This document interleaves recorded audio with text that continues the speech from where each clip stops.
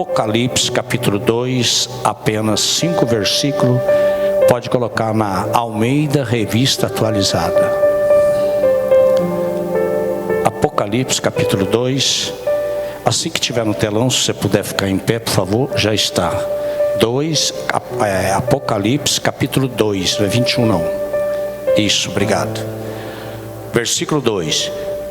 Conheço as tuas obras, tanto o teu labor como a tua perseverança, e que não podes suportar homens maus, e que puseste à prova os que a si mesmos se declaram apóstolos e não são, e os achastes mentirosos.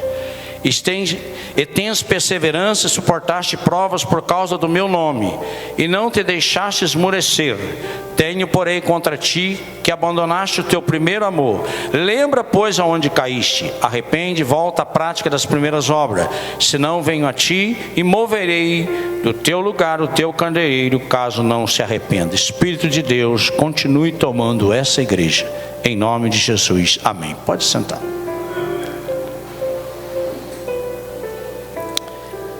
Esse mesmo texto, na versão, vocês não precisam abrir mais a Bíblia, na Nova Almeida Atualizada diz assim: conheço as obras que vocês realizam, tanto o seu esforço como a sua perseverança.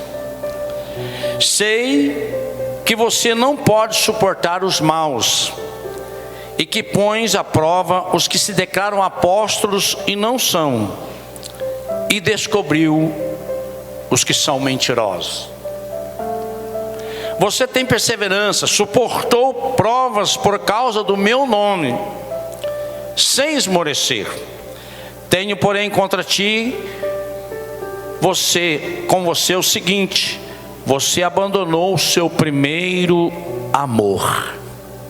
Esse é o grande desafio nosso nos dias atuais. Lembra-te, pois, onde você caiu, arrependa-te, volte às práticas das primeiras obras. Se você não arrepender, virei a você, tirarei o candelabro do lugar dele. E mais uma versão para encerrar, Nova Versão Internacional.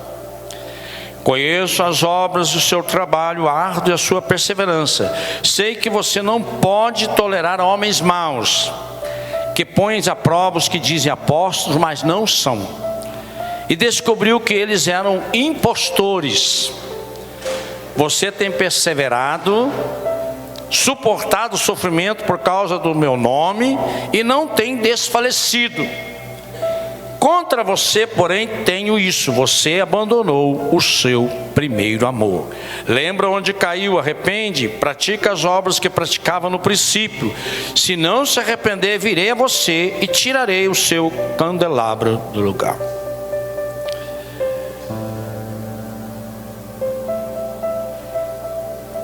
Amar ao Senhor sobre todas as coisas é o maior mandamento bíblico. E existem duas problemáticas que afastam a paixão de nós, aqueles que nunca conheceram a Deus e por isso não pode amá-lo, e também quem um dia amou, mas sua jornada deixou de amar.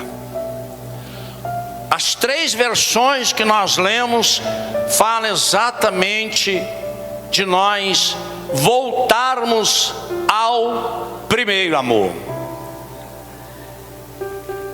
E nessa noite nós queremos voltar para aqueles que abandonaram o primeiro amor, ou que nunca, na verdade, não abandonou, nunca aproximou de Cristo. E esta mensagem dessa noite está baseada num livro chamado Até que Nada Mais Me Importe, do pastor Luciano Subirá. Quem é esse homem?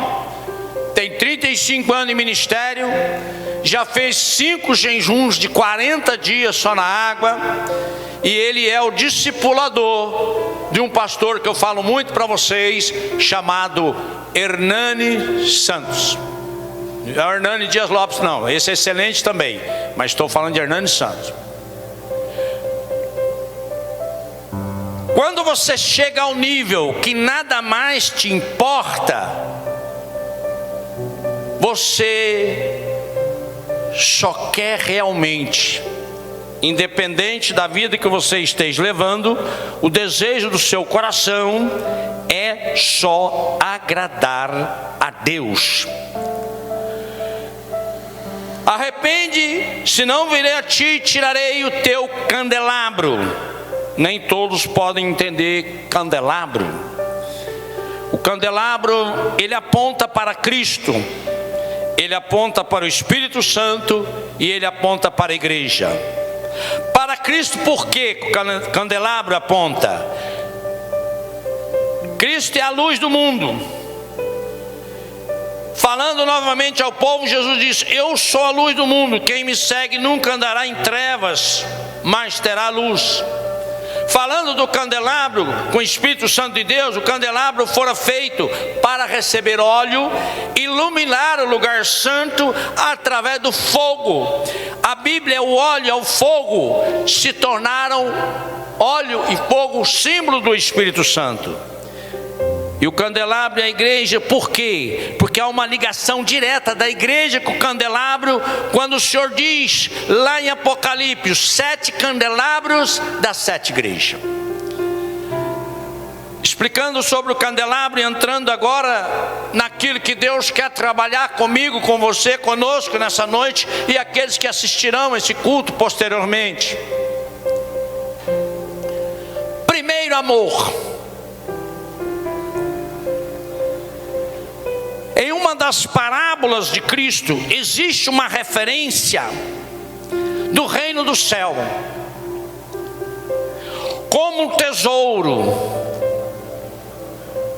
E quando que nós entendemos isso? Ele diz em Mateus 13, 14, 44, o reino do céu é semelhante a um tesouro oculto no campo, a qual certo homem, tendo achado, escondeu, e transbordando de alegria, vai, vende tudo que tem e compra. Será que nós já temos essa dimensão espiritual de entender que o reino de Deus é um tesouro de um valor inestimável? Não apenas aquele homem transbordou de alegria, o quão inestimável era o tesouro, mas a palavra nos mostra que aquele homem abandonou tudo que tinha para desfrutar do tesouro. Qual é o nosso maior tesouro? É quando nós encontramos com Cristo, é quando nós passamos por uma experiência com Cristo.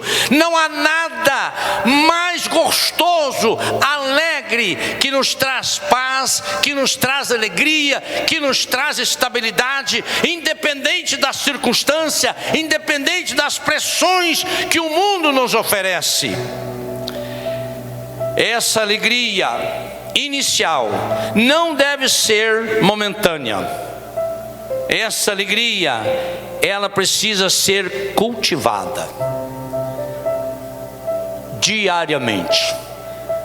Porque se ela não for cultivada diariamente, o Senhor nos mostra em uma outra passagem que o semeador saiu para semear.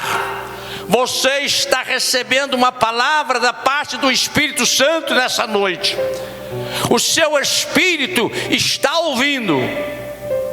Mas se você não estiver atento ao que o Senhor está falando, a mesma palavra diz que, não compreendendo, vem o maligno e arrebata o que foi semeado no seu coração.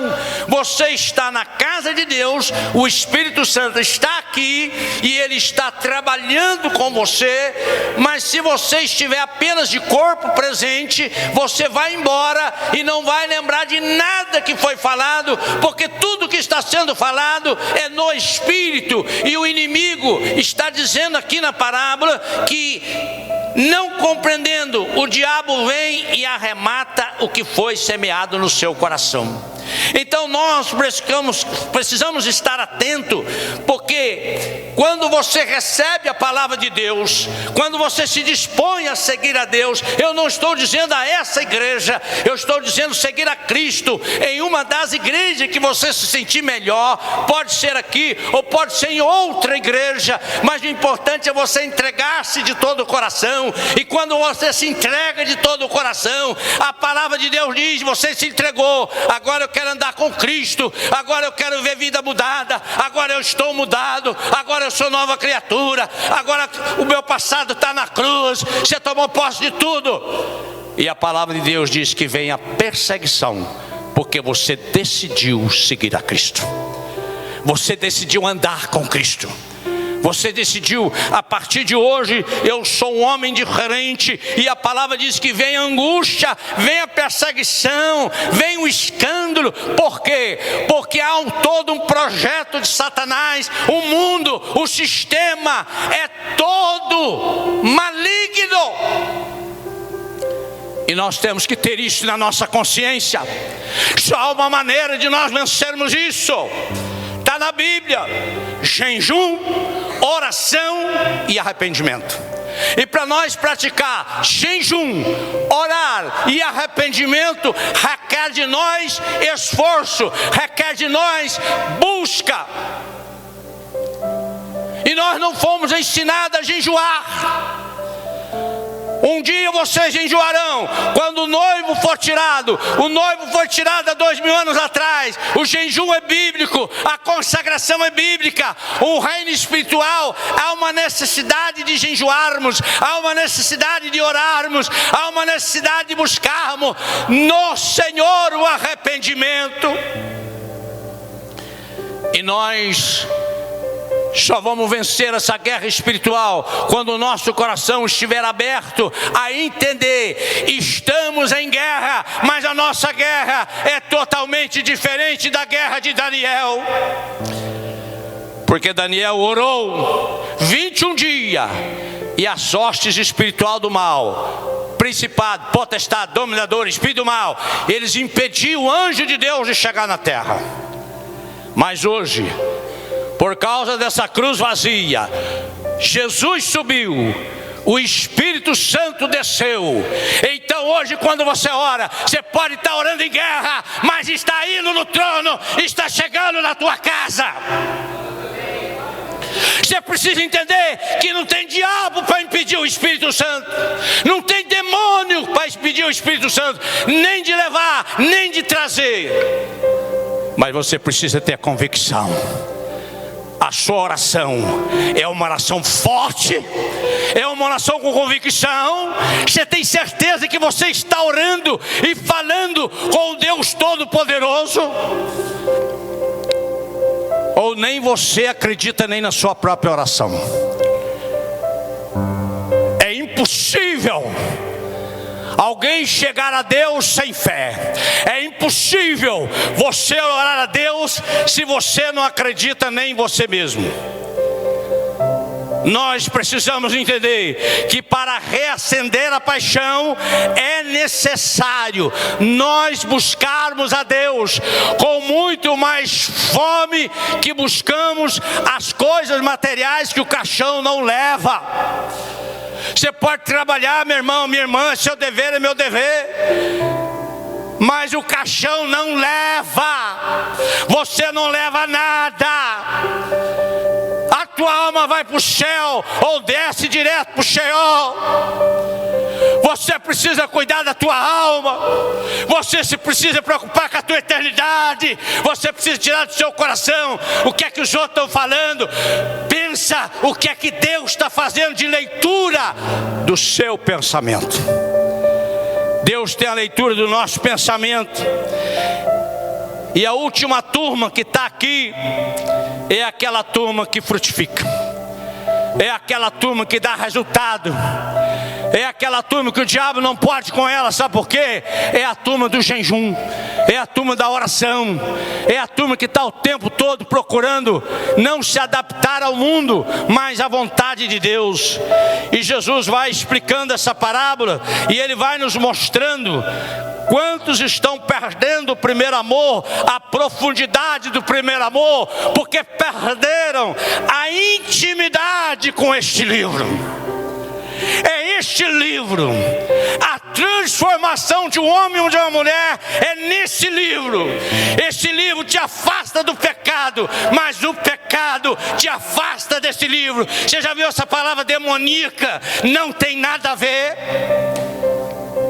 Tem muita gente que não tem nada a ver. Deus não é internet, Deus não é iPad, Deus não é Facebook.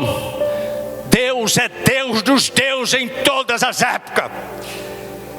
Mas Ele está nos dando a oportunidade de acendermos em nós a chama do primeiro amor.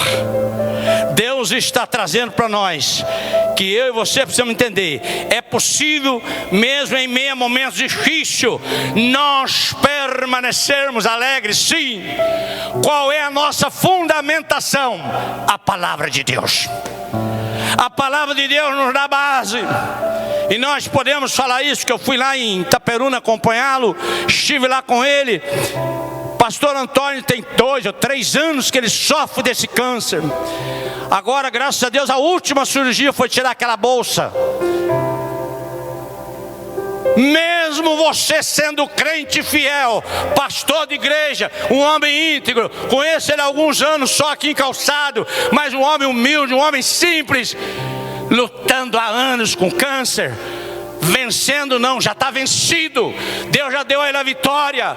Mas nós precisamos entender que mesmo você agarrado com Jesus, Ele põe você à prova para te aprovar. Então não murmure, não reclame da situação que você está vivendo, seja financeira, seja filho, seja marido, seja esposa, seja doença. Não reclame. O segredo é você adorar a Deus. Se nós adorar a Deus, nós vamos envergonhar o inferno e Deus vai mudar a sua história. E para nós adorar a Deus, e para nós mudar a nossa história, nós precisamos de arrependimento. Nós precisamos de um verdadeiro convertimento. Nós precisamos deixar a religião e viver o dom da cruz. O que o dom da cruz traz? Renúncia. O que a dom da cruz traz? Pai, se possível, afasta de mim esse momento de dor. 3 vezes ele orou: Pai, se possível, afasta de mim. O Pai não perdoou porque o Pai te amou. Como que hoje você recusa o dom da cruz? Quando é que eu recuso? Quando eu não leio a palavra. Quando é que eu recuso? Quando eu não oro. Quando é que eu recuso? Quando eu não largo daqueles pecados do Egito.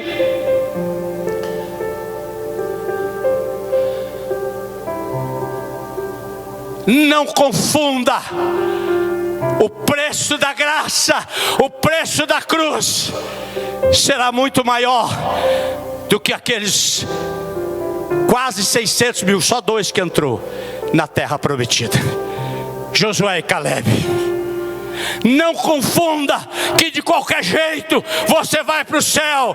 Você vai ter um arrependimento profundo, como aquele homem teve um arrependimento profundo e virou evangelista do inferno e queria que evangelizasse os seus 5 irmãos, mas foi tarde demais. É tempo de arrependimento, é tempo de mudança, é tempo de buscarmos a vontade de Deus.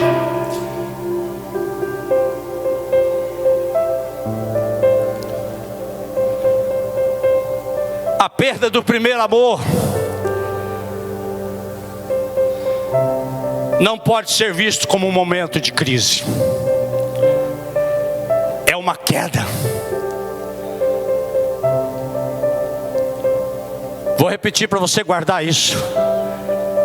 A perda do primeiro amor não pode ser visto como um momento de crise na tua vida. É uma queda, um pecado, e precisa de arrependimento. Continuar dedicado ao trabalho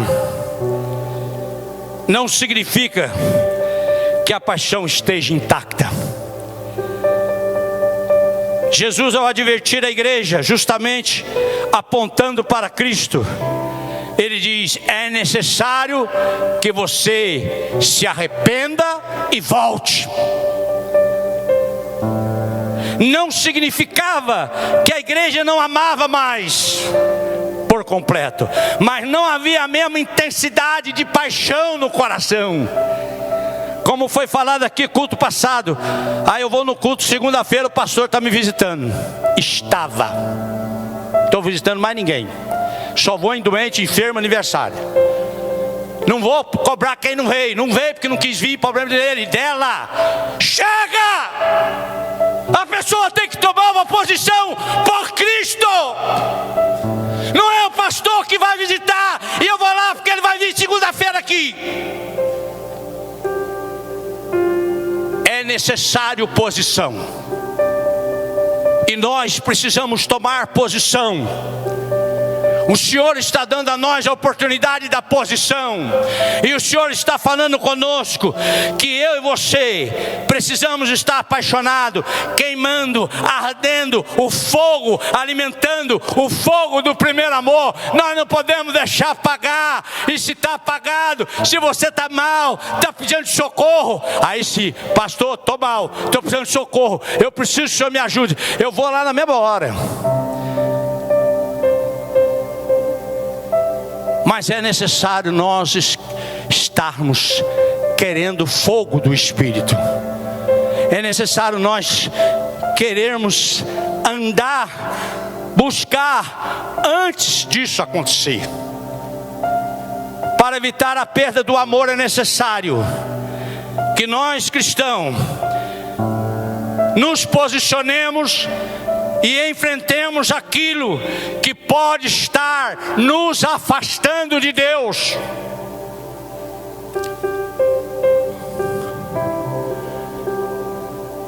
E o que pode estar nos afastando de Deus? Aquilo que me ocupa demais. Ei, avisa o teu irmão do lado: caixão não tem gaveta. Quando é que você vai entender que o caixão não tem gaveta? Tem coisa que você está trabalhando, está impedindo você de estar apaixonado por Jesus, mas você não vai levar nada. Quando é que isso vai entrar na tua cabeça, lá no caixão? E convivemos em uma sociedade pecaminosa. Nós convivemos em uma sociedade que não dá importância a valores e atualmente, principalmente, a família. Então, se você não se cuidar e não prestar atenção, você se deixa levar por essa linguagem, não tem nada a ver. Nós precisamos entender. Provérbios 8 diz: o temor do Senhor consiste em nós, eu e você, aborrecermos do mal. Consiste em nós aborrecermos da soberba, da arrogância. E às vezes a gente vê tudo isso como natural. Nós precisamos entender que estamos falando da volta ao primeiro amor, certo, igreja? Fique atento. A falta de profundidade, desenvolver uma profundidade de relacionamento com Cristo, este é o segredo. A Bíblia diz, e eu falei aqui na escola dominical, que brilhantemente a irmã Florisbela ministrou. 2 homens, Acaz e Ezequias. O Acaz foi tão perverso que ele sacrificou os próprios filhos dele ao diabo, ao Deus que ele acreditava, para ter mais poder. O filho dele, Ezequias, foi o contrário. Gabriel, melhora o retorno para mim aqui. Eu acho que a voz retorna aqui. Se melhorar um pouquinho, eu agradeço. Entenda o seguinte: o mau exemplo do pai não impediu aquele filho, Ezequias, de ser um excelente filho.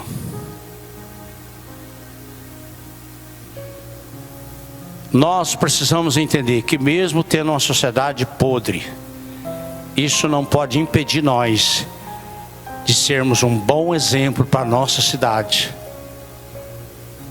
no ambiente de trabalho, aonde você estiver. E aqui nos mostra que é necessário nós procurarmos profundidade do relacionamento com o Senhor. Eu disse para a igreja, mas tem visitante que é o Rogério e a namorada, esposa, não sei, é namorada, esposa, né? Esposa? É, Rogério, confirme para mim. É, não sei. Então, companheiro, presta atenção no que eu quero dizer. É porque precisa ouvir isso. Rogério, eu vou para 32 anos seguindo a Deus. E eu coloquei no meu coração que eu precisava me converter, mudar de vida. E eu estou convertido e mudar de vida há 40 dias. E eu vou explicar para você a profundidade do relacionamento com Deus. Eu descobri através do pastor Hernandes Santos, está lá no YouTube. Tem 25 anos que ele acorda de madrugada. Ele não pede pai, mãe, mulher, filho, emprego, nada. A madrugada dele até o clarar do dia, que é a quarta vigília, de 3 a 6, é buscando a presença do Espírito Santo. Olha, uma playlist de músicas só do Espírito Santo. E ele entra ali buscando o Espírito Santo. E eu comecei a fazer isso a partir de 31 de maio. Consagrar as madrugadas ao Senhor. Depois das 6h05 que eu vou botar roupa, que eu venho para cá na oração da manhã, de segunda a sexta. Presta atenção no que eu estou te falando e para os demais da igreja. Eu estou apenas com 40 dias. Ele fala que o resultado é com 5, 6 meses. Para quem está buscando, aprendendo a buscar. Só que nessa intensidade, ele fala sobre jejum. E eu comecei o primeiro jejum de 5 dias na água, que foi de 31 de maio, 5 dias. E agora eu estou no ciclo de um jejum de 24 horas por semana e um de 3 dias no mês. Começando o ciclo. Isso é até quando? Até Jesus voltar. Isso não é uma coisa fácil.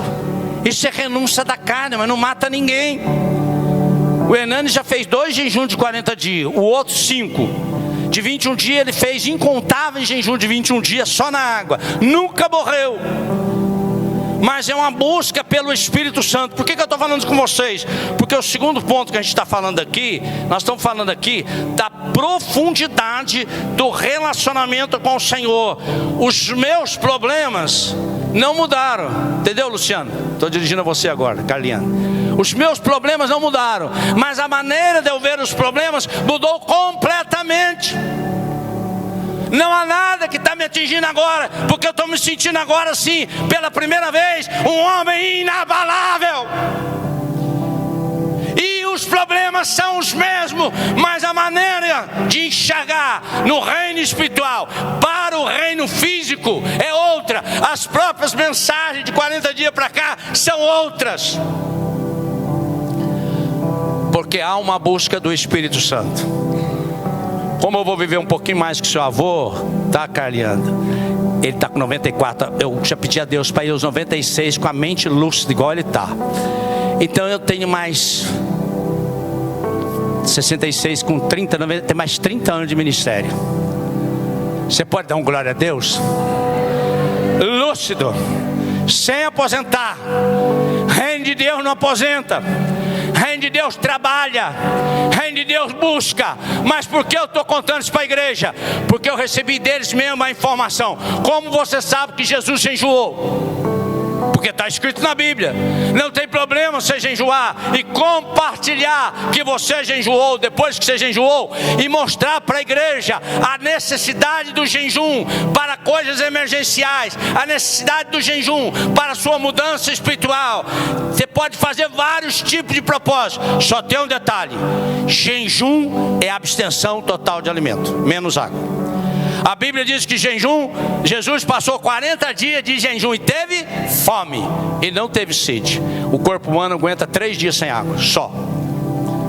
Então nós precisamos entender que nós precisamos, e eu disse esse testemunho nesse momento, para dizer o seguinte: a partir desse momento que você entrar num relacionamento mais íntimo com Deus, com certeza você vai tomar posse da fé, e coisas extraordinárias vão acontecer na sua vida e na minha vida. Nós precisamos tomar essa posição. A igreja de Cristo aqui presente precisa tomar essa posição. Nós precisamos ser incendiados pelo Espírito Santo, e esse fogo dentro de nós vai influenciar os que estão lá fora. Nós não podemos deixar de esquecer, como tem visitante, você vai ver eu repetir algumas vezes. O Hernani viu a mãe com 9 anos de idade traindo o pai dentro de casa. O pai chegou desnorteado, era pastor, pegou os 5 filhos e distribuiu. Deu um para cada um, ele foi distribuído para um casal. Esse casal era diácono da igreja, mas era traficante. Ele tinha que entregar as drogas. Um dia ele fugiu desse casal, foi morar na rodoviária do Gama, em Brasília. Morou 3 anos, porque ele tentava pegar um ônibus para Goiânia, não conseguia, porque o motorista tirava ele. Até que um dia ele entrou entre o banco e o motor do carro, aquele motor quente lá atrás, e chegou na casa da avó dele. Por que eu estou te contando isso? Ele morou 3 anos na caixa de papelão. Nesses 3 anos ele já orava, e ele orou, e ele chegou aos 19 anos, analfabeto, não sabia ler nem escrever. Aos 25, esse cara já tem uma faculdade de teologia, uma faculdade de psicologia. Aos 42, ele tem 22 livros escritos, 4 que estão prontos para ser editados. Já viajou 72 países. Esse ano ele viaja 53 países. Se você não acreditar, implantou 18 igrejas da Graça Massachusetts, estão todas em fase de crescimento extraordinário. Se você não acreditar em tudo isso, não tem mais nada para te convencer. E está lá no YouTube. Eu não estou engrandecendo ele, eu estou dizendo que Deus pega um menino da caixa de papelão e leva ele aonde Deus quer levar. E ele sempre falou, e você assistindo os cultos dele gravado, você vai ver: a glória é do Espírito Santo. Ele nunca trouxe para ele. E são cultos pequenos. Se você não estiver no Espírito, você não assiste. 2h40, 1h30. É raro um culto de 1 hora. Mas se você estiver no Espírito, você vai receber. E eu acredito que se essa igreja receber essa informação, assistir e entrar na dimensão espiritual daquilo que o Senhor usa esses homens, você nunca mais será o mesmo. Tem um sermão dele, Qual é a Vontade de Deus, curtinho, de 1h17. Qual é a vontade de Deus? Você precisa assistir. Você vai concluir que muita coisa que a gente pensa que está fazendo, nós não estamos fazendo. A falta de amor, a falta de tratamento, ela nos leva ao esfriamento. O grande problema da igreja hoje é que a igreja não quer ser tratada no caráter. A igreja, que eu digo, não todos presentes, pessoas que compram e não pagam, que sabe que está devendo, mas se sente perdoada por Deus, mas pelo devedor não. Nós precisamos aceitar o tratamento de Deus. Nós precisamos entender que aquela viúva, e eu quero preparar essa mensagem, já estou trabalhando ela. O homem morreu endividado, os credores foram lá, e ela multiplicou Deus o azeite dela, e ela pagou todo mundo. Ela deixou o nome do marido limpo. Nós precisamos aceitar o tratamento. São áreas nocivas que pode levar as pessoas a caírem. E hoje tem esse triste relatório. Você vai a algum lugar comprar e fala que é crente, aquele comerciante já fica assim, porque sabe que tem muitos crentes que não pagam. Aqui não tem esse problema não, graças a Deus, né? Entendeu? Nós precisamos tomar posição, aceitar o tratamento, aceitar a conduta, aceitar a verdade da palavra. Sim, sim, não, não. Nós precisamos aceitar esse tratamento. Outro ponto que nos leva a perder o primeiro amor: distrações. Deus é primeiro lugar, deveria ser. Deus não vai dividir o seu trono com o seu trabalho. Deus não vai dividir o trono dele com a sua família, com afazeres. Deus não vai dividir o trono dele com nada no nosso coração. Que ele está em primeiro lugar. Nós vamos não deixar de usar, mas vamos usar menos a rede social. Nós vamos usar menos Facebook, WhatsApp, Netflix. Tem tanta coisa para te consumir. E nós vamos dar a Ele, Deus, não é a igreja que não, Deus, tempo de qualidade. Quando nós olhamos para a sua palavra, Ele diz: Marta, Marta, se preocupa com tanta coisa, só uma coisa necessária, Marta. Maria escolheu a melhor parte. Nós sabemos desse texto bíblico, mas nós vivemos. Nós estamos vivendo. É isso que Deus está falando conosco. Que tipo de prioridade quando nós falamos que amamos o Senhor e vamos caindo aos poucos? A instrução de Jesus para nós é simples. Mateus 6,33: busque em primeiro lugar o reino de Deus e a sua justiça, e essas coisas serão acrescentadas. Deus nunca vai deixar de cuidar de nós, mas a gente tem que buscar Ele em primeiro lugar. Amor incorruptível. Perder o primeiro amor não é um caminho sem volta.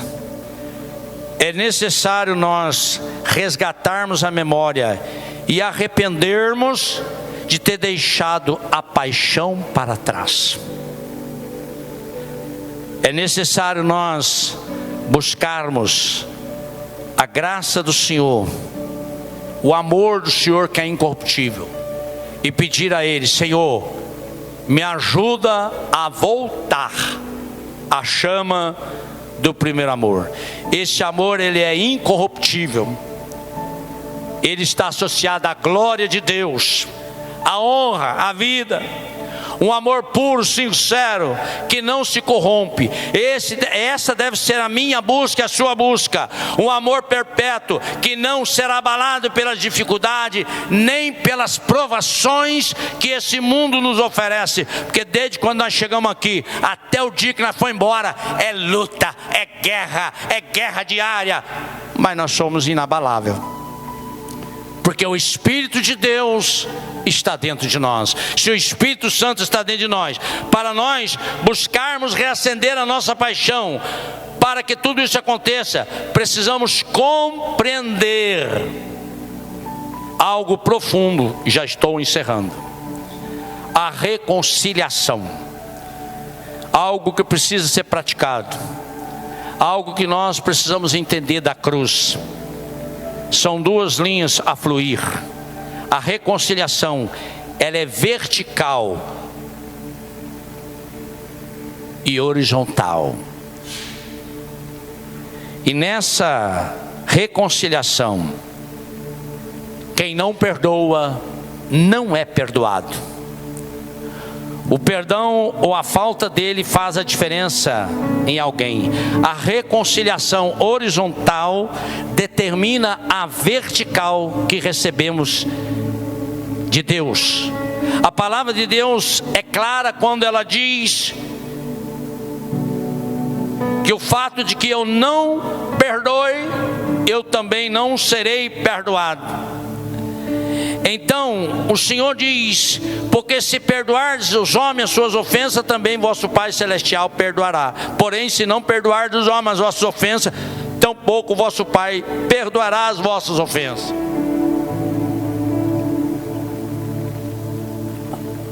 Gente, não falta gente que nos prejudica, eu e você. Não falta gente que fala mal da gente. Não falta gente que não gosta da gente. Tem de tudo. Mas sabe o que Deus está dizendo? O segredo é você perdoar essas pessoas que falam mal de você, que criticam, que querem ver a sua derrota.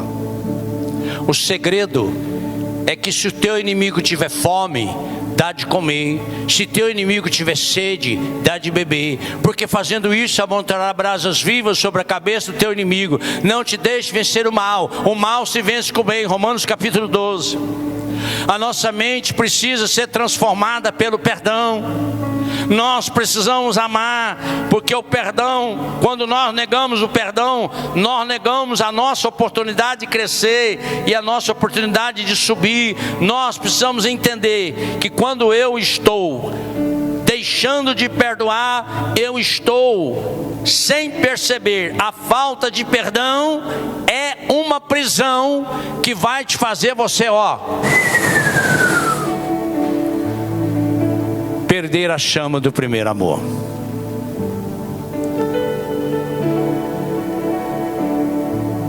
É um verdugo. Os demônios amarram a vida daqueles que retêm o perdão. Suas torturas são aplicadas às mais diversas: angústia, depressão, enfermidade, debilidade física. Muita gente tem sofrido a falta de perdão, e isso traz verdadeiros verdugos. Sem perdão não há cura. Entre em acordo com aqueles que te prejudicam antes que Deus te chame. O exemplo divino, como deve ser o perdão: você deve liberar a pessoa que te ofendeu, independente dela querer ou não. É você que tem que sentir que você liberou. Não devemos perdoar. Não, você libera aquela pessoa, independente dela gostar ou não de você. Antes de tudo, está lá em Efésios 4:32. Sedes uns para com os outros benignos, compassivos, perdoando uns aos outros, como também Deus os perdoou em Cristo. Então é uma ordem. O texto bíblico do perdão está dizendo que a reconciliação horizontal deve seguir o exemplo de Deus que Jesus Cristo praticou conosco. Então basta perguntar: fizemos alguma coisa para merecer? Nada. E o que ele fez? Ele crucificou aqui o filho dele. Você não fez nada, ele crucificou. Por que você acha que você não pode liberar, se Deus liberou nós uma dívida de 200 mil dias trabalhado? É uma conta incontável. E a pessoa está te devendo só 100 denários, 100 dias de trabalho, e você não quer liberar aquela pessoa. E isso vai tirando de nós a chama do primeiro amor, e isso vai nos aprisionando ao buscar acender a nossa paixão inicial. Não há limite de vezes para nós perdoarmos. 70 vezes 7.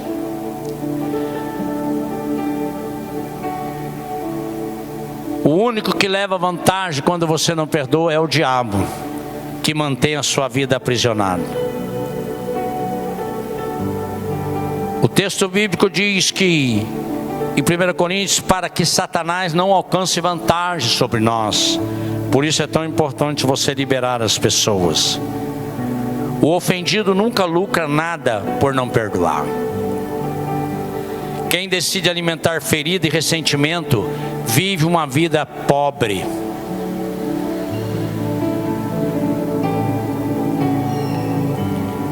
Mas para buscarmos reacender a paixão, conselho prático: para aqueles que reconhecem que não há saída a não ser perdoar, mas que o outro lado não é algo tão fácil. Se queremos fazer e queremos oferecer algum conselho prático que serão de grande valia: primeiro, o perdão não é um sentimento, é uma decisão e também uma atitude de fé. Já dissemos que o perdão não é por merecimento. Logo, não tenho motivação alguma nas minhas emoções para perdoar. Não me alegro por ter sido lesado, mas libero aquele que me lesou por alguma decisão racional. Portanto, o perdão não flui espontaneamente. Ele deve ser gerado com dores e gemido no coração. Aquilo que Deus fez por mim. E a sua ordem para nós é perdoarmos. Vamos ficar em pé.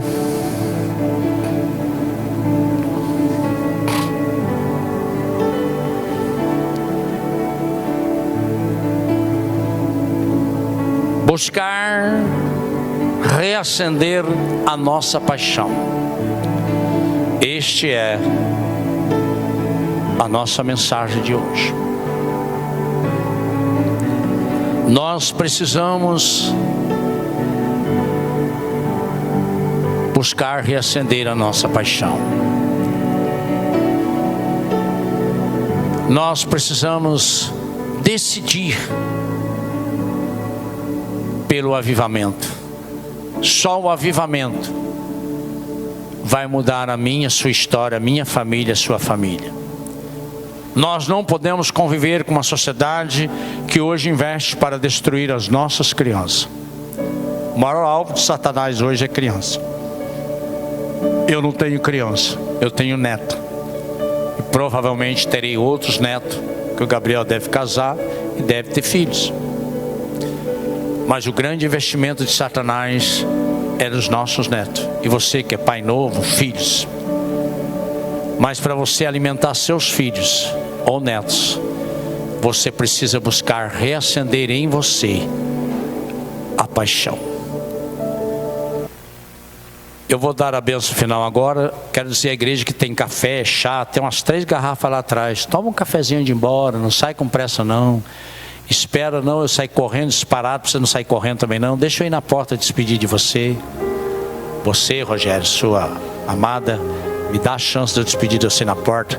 Estou falando para visitante que eu já travo logo ele e não sai correndo. Tem um cafezinho lá atrás. Eu espero que você possa ter levado para casa esta palavra: reacender a paixão. Eu não vou fazer apelo para você vir no altar. Eu quero que você saia daqui convicto: eu preciso reacender a minha paixão. Amém, igreja? Estenda suas mãos para frente. Lembrando aqueles que participam de grupos pequenos, que é célula, que esse estudo vai para as reuniões de grupos pequenos. Todos eles, inclusive os jovens, no sábado.